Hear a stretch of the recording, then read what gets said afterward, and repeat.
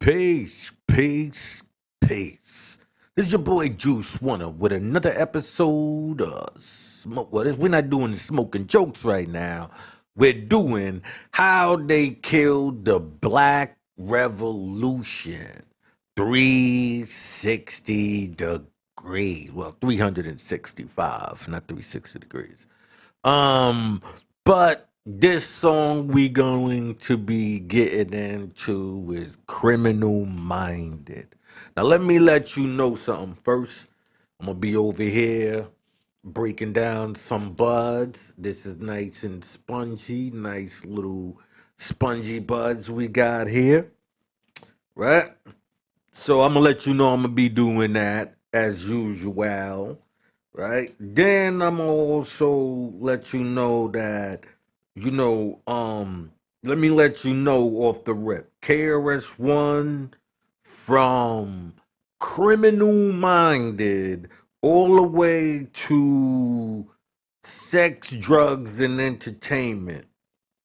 I was rocking like KRS-One. He was in my deck. He was traveling with me through my journey. So there will be songs, of KRS-One like Pac and Ice Cube and Cool G Rap and just so many people, Jay-Z's and there's gonna be a lot of people that they gonna have some run. It's not gonna be just one song. You know what I mean? So let me fire this up, this song right here. All right, let's get started here.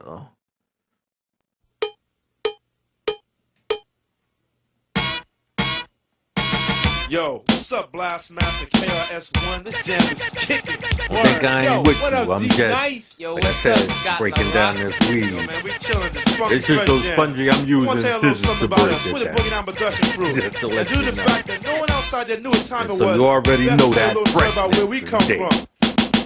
South Bronx, the South Bronx, South Bronx, the South Bronx, South Bronx, the South Bronx, South Bronx, the South Bronx. Many people tell me this style is terrific. It is kind of different, but let's get specific. KRS-One specialized in music. I'll only use this type of style when I choose it. Party people in the place to be. KRS-One attacked. You got dropped off MCA cause the rhymes you wrote was whack.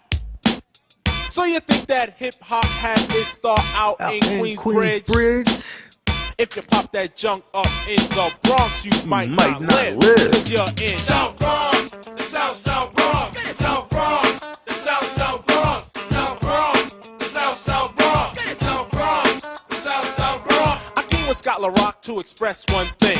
I am a teacher and others are kings. If that's a title they earn, well, it's well deserved. But without a crown, I still burn. You settle for a pebble, not a stone like a rebel. KRS-One is the holder of a boulder. Money folder. You want a fresh style? Let me show you.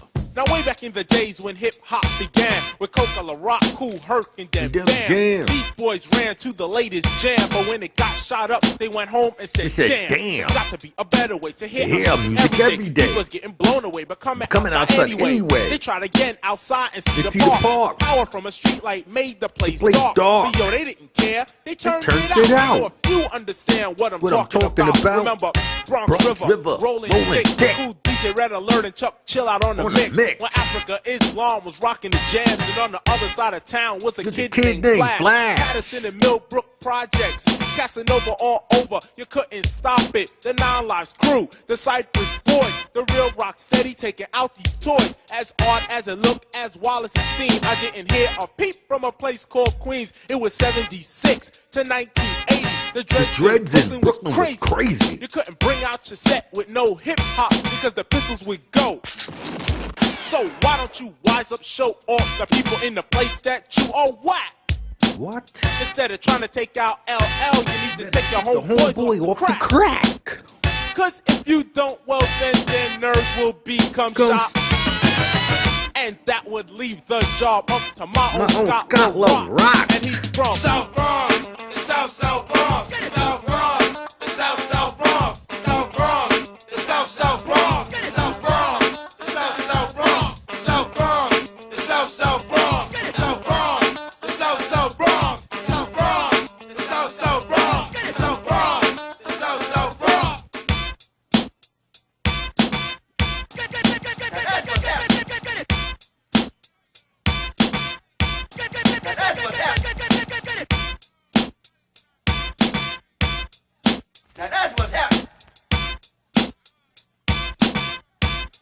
Okay. Now that's what's happening. Now that's what's happening. Now that's what's happening. Now that's what's happening. Now that's what's happening. Now that's what's happening. Now that's what's happening. Now that's what's happening.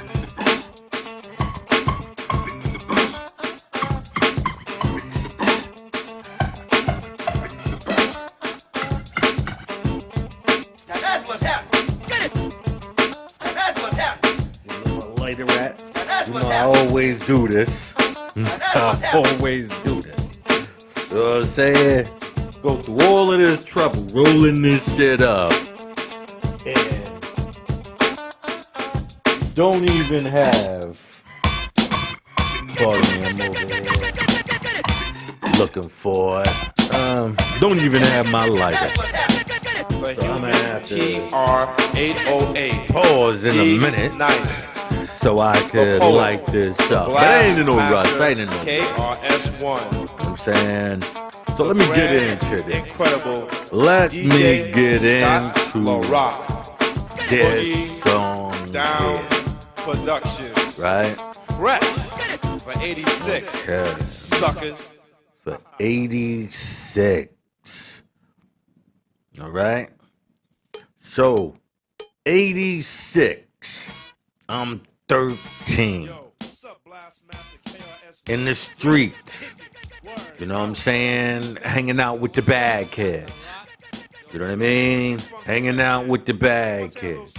Like I said, still not in public school. I'm about to head to public school. I'm in a, 600 school. So that's where I'm at that moment, right? So then here comes a guy named KRS, and he's talking the South Bronx. I was born in the Bronx, right? I was born in Bronx, Lebanon Hospital. You know what I mean? I was being raised in the South Bronx, Brook Ave. You understand what I'm saying? So the struggle that you know that I'm telling you about me, I associated to that area. It's like Brownsville, the Mike Tyson and all of these people who came from that struggle. That's what the South Bronx was. Like that struggle for that borough. Like when you think about the struggle and you think of the Bronx, the Boogie burnt down and all of that, that's South Bronx. You know what I mean? So being raised in Harlem, like, at first I never talked about it. I never, I accepted the struggle of being in Harlem, where you could be broke, but you are not allowed to look broke. By the long shot. You know what I mean? Like, you just wasn't allowed that. So, even the association of the Bronx that, Boogie burnt down and, you kind of like, remember, I was a young kid. You know what I mean? So it wasn't like, my shame of the Bronx was, because I was there. My shame of the Bronx was the struggle that I came out of, and the whole borough was known as a struggle. You understand what I'm saying? So it felt like a double negative. You understand what I'm saying? Like, even when you ain't there, whatever you representing is like, yeah, I can see you being a Bronx nigga. Type of a thing. You know what I mean? So it really, for me, it was always like a catch-22 into KRS-One. By KRS-One, I'm in the Bronx heavy. Like, I'm a Bronx dude now. you know, I'm holding on to Harlem because of my peoples. You know, like, you know, my first friends on the street, you know, were from Harlem. You know, I didn't remember. I came, you know, out of foster care into New York, you know, back into the city. And these were the people that I wanted to be around. I didn't want to be around the hoodlums. You know, like you hear the stories of the polar grounds and you got jumped in the mountains. That wasn't me. Shit, I got jumped in the mountains. And I'm from the fucking projects. You understand what I'm saying? So that's what I mean. It was like, just that Harlem Bronx thing. Like Harlem, you know, gave me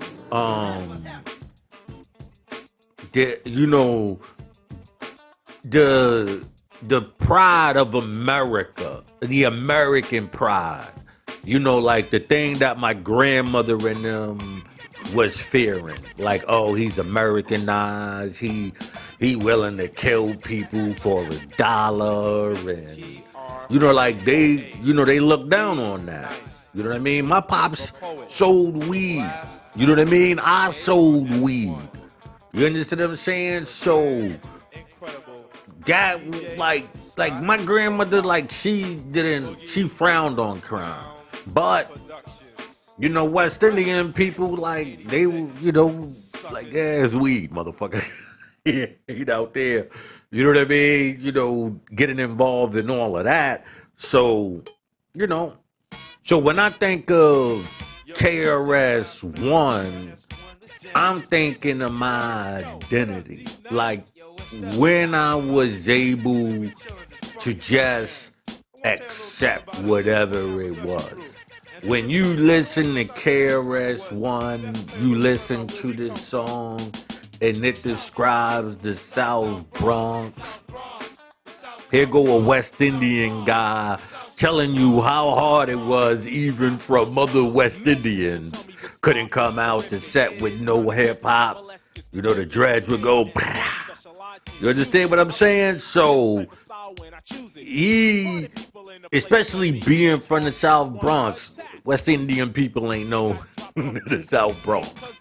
You know what I mean? So being from that section, being West Indian, you know, going through the struggle, being proud to say it, made KRS-One one of my road dogs. You know, I ain't know him, but traveling in my Sony headphones, or really my Iowas, you know, I had a lot of Iowas. You know what I mean? Yeah, inside my Iowa headphones with the auto reverse and all of that stuff. Yeah, KRS-One was on that journey with me. You understand what I'm saying? He was on that journey. I'm not gonna lie, like, you know, he gave that Bronx pride to me, that West Indian pride. Like I said, it wasn't, you know, when you think of West Indians, you think of Brooklyn. You know what I mean? Especially at that time. So to be, you know, like in the Bronx, you know, even though we had out, like I said, we got White Plains, but you know what I mean? Like that was for us to know. When you think of citywide acknowledgement, you took the West Indians out to Brooklyn. Then you know, based on Jamaica, Queens, you know, that, but like I said, if you knew the Bronx, you'd be like, oh, you know, the White Plains sections, the Yardies out there, but you know, damn sure not the South Bronx. You understand what I'm saying? So him doing that was like major to me. You know what I mean? So all the way up to Sex, Drugs, and Entertainment album. That's when I, fell off from him. But, and I do that with everybody. I could tell you when I fell off from Cool G Rap or Nas or Jay-Z, like Cam, or like mad dudes that, I messed with, but I didn't like, throughout the career, I kind of like fell back. And that was it for KRS-One. Like I kind of fell back at that time. But he's very, very instrumental in my growth. You understand what I'm saying? Like growing up, a sense of pride, a sense of identity. You know what I mean? KRS-One was like a voice. You know what I mean? So like, imagine me out in Brooklyn or something like that, and I'm on my KRS, South Bronx, you know what I mean? Or really not saying the South Bronx, I was more East Bronx. But, you understand what I'm saying? That's just what I was on. You know what I mean? Like that, like, wherever I'm at, like, if like they go with the Bronx now, you know what I mean? I'm letting it be known. And I'm around Brooklyn niggas and we having fun and, you know what I mean? So I've, was able to voice myself amongst people, other people, you know what I mean, borough-wise. And I was able to express myself when South Bronx came on. Remember, Brooklyn niggas wasn't mad. It was, Brooklyn keeps on taking it. Why would they be mad at a South Bronx song? You know what I mean? Or Bridges Over song, or, you know what I mean? So it was never a problem for me. It was actually like, yeah, you know what I'm saying? I hope he out here. He holding it down with us. You know what I mean? And he ain't even out here. He don't even care about it like other dudes and shit. You know what I mean? So that's why I wanted to do my South Bronx, because before KRS-One, I wasn't able to do that. Hold on, I got somebody at my door. Nah, fuck them. You know what I mean? I'm about to end this anyway. I just really wanted to give my KRS shout out. I'm going to play his music again, play it up loud so you can hear it. Hear why I had that love, or I still have that love for KRS. Started from the beginning.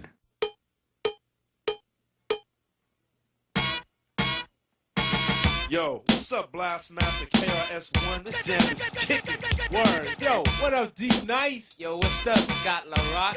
Yo, man, we chilling this funky fresh jam. I want to tell you a little something about us. We're the Boogie Down production crew.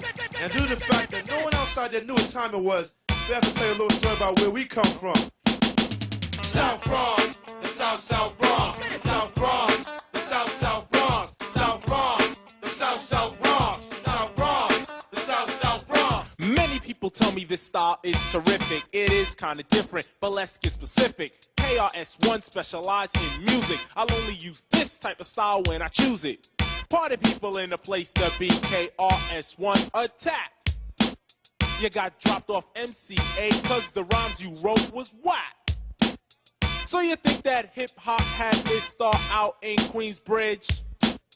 If you pop that junk up in the Bronx, you might not live, cause you're in South Bronx, the South Bronx, South Bronx, the South Bronx, South Bronx, the South Bronx, South Bronx, the South Bronx. I came with Scott LaRock to express one thing.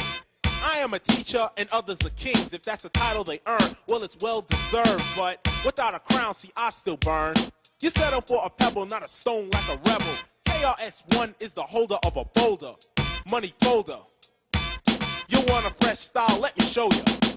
Now way back in the days when hip-hop began, with Coca La Rock, Cool Herc, and then bam, Beat Boys ran to the latest jam. But when it got shot up, they went home and said, damn, it's got to be a better way to hear our music every day. People's getting blown away, but coming outside anyway. They tried again outside and see the park.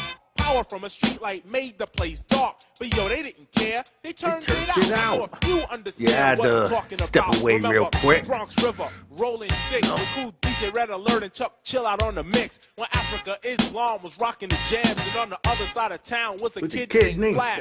Patterson and Millbrook Projects, Casanova all over. You couldn't Castle stop Hill, it. The Nine be Lives out crew, there. the Cypress Boys, the real rock steady, taking out these toys. As odd as it looked, as Wallace it seemed, I didn't hear a peep from a place called Queens. It was 76 to 1980. The dreads in Brooklyn was crazy. You couldn't bring out your set with no hip hop because the whistles would go.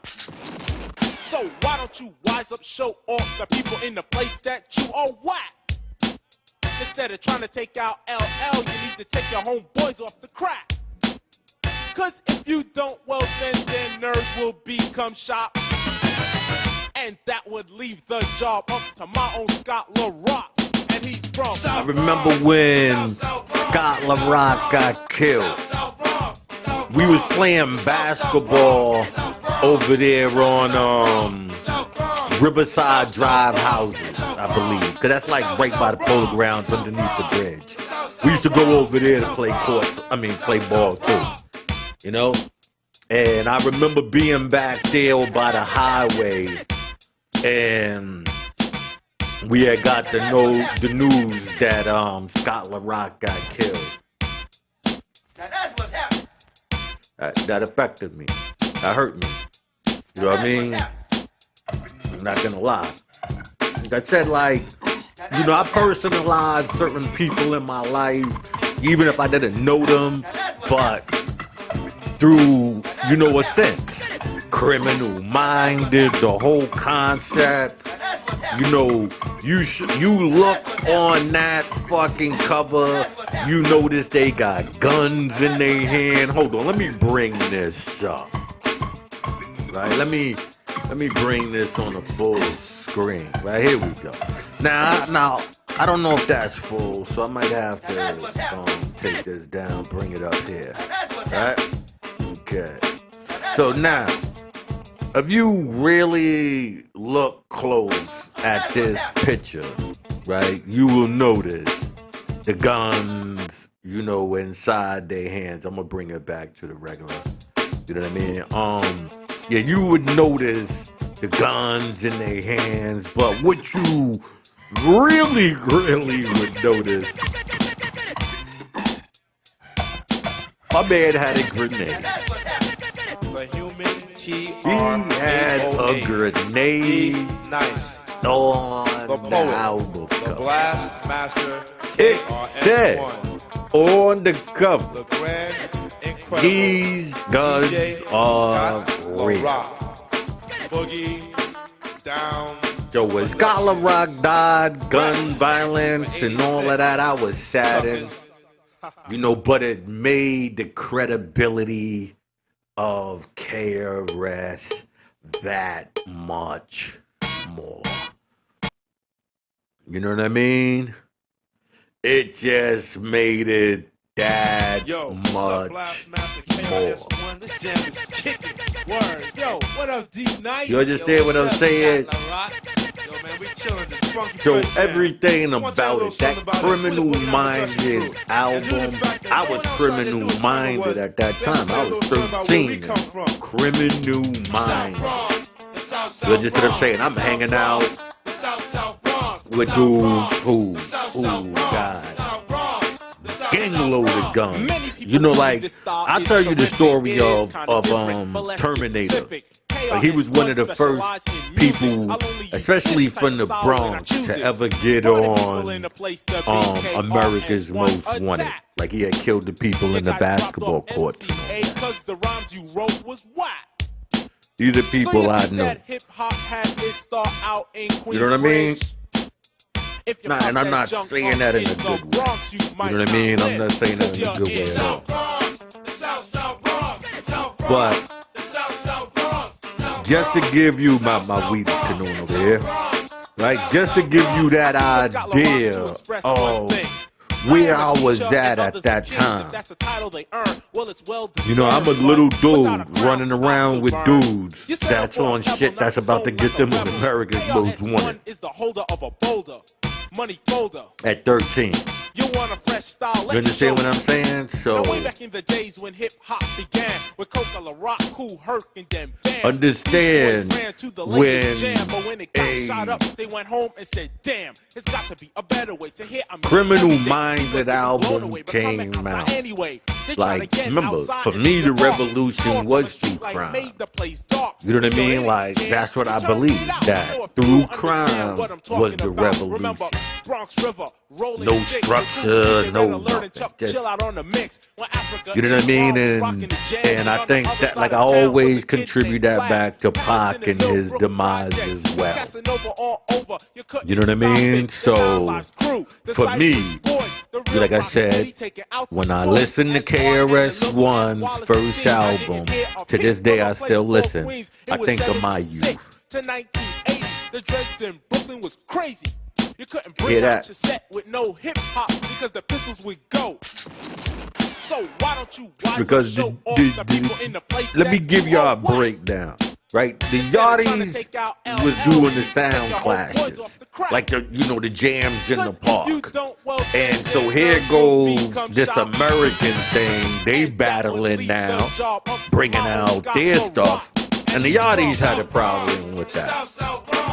And this is a Yachty KRS-One putting that in the rhyme. He was giving you the history.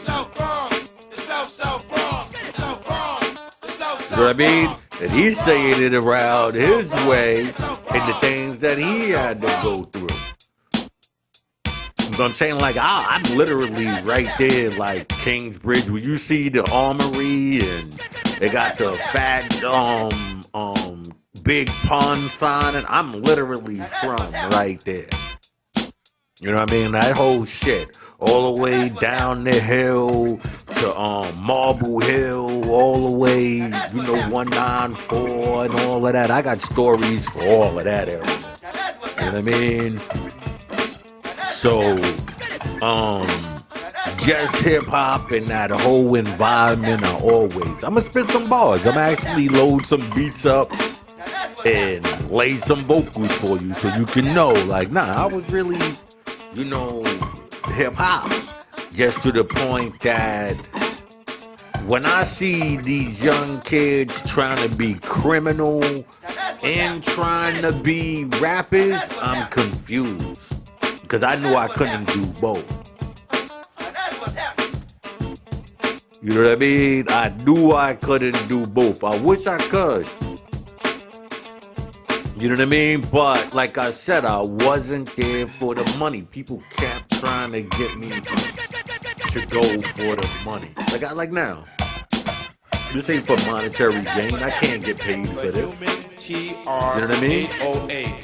This is just, the poet. you know, really well, you know, to promote my book and all of that. Hold on. Let me put my book up here. The grand, incredible DJ Scott LaRock. Up here like this. Now you see that Street Skelzy knock him out the box. I've written that while I was incarcerated. I actually written 6 books. Some Junkies is, you know, my t-shirt line where I make t-shirt designs, and Grand Strings is, you know, really what the whole umbrella is under, because you know that is legal for the weed thing. I'm gonna open up what I've been really preparing to do. So hang tight. All of that is gonna be, you know, coming through. But this is how they killed the Black Revolution. 365. I got a few days that I already recorded. I'm gonna load those up, and I gotta do, like, I guess, like 2 more shows, and to be all caught up. So stick with me, and we'll be doing more shows. My next show should be Public Enemy, Black Steel. You know, in the hour of chaos. You know, I really be trying to stay away from a lot of the good stuff and to, you know, like those songs. Because everybody know that. You know what I mean? So I'm really introducing a lot of the other songs that people might have knew, but had a real meaning for me. So anyway, I'm sliding out. Hope you enjoy this. Your boy, Juice Wanna. Now way back in the days when hip hop began, with Coca, La Rock, Cool Herc, and then bam. Boys ran to the latest jam, but when it got shot up, they went home and said, damn, it's got to be a better way to hear our music every day. People's getting blown away, but coming outside anyway. They tried again outside and see the park. Power from a street light made the place dark. But yo, they didn't care, they turned it out. I know a few understand what I'm talking about. Remember, Bronx River, rolling thick with cool DJ Red Alert and Chuck Chill Out on the mix. When Africa Islam was rocking the jams, and on the other side of town was a kid named Flash. Patterson and Millbrook projects, Casanova all over, you couldn't stop it. The Nine Lives crew, the Cypress Boys, the real rock steady taking out these toys. As odd as it looked, as wild as it seemed, I didn't hear a peep from a place called Queens. It was 76 to 1980, the dreads in Brooklyn was crazy. You couldn't bring out your set with no hip hop because the pistols would go. So why don't you wise up, show off the people in the place that you are whack? Instead of trying to take out LL, you need to take your homeboys off the crack. Cause if you don't, well then their nerves will become shot. And that would leave the job up to my own Scott LaRock.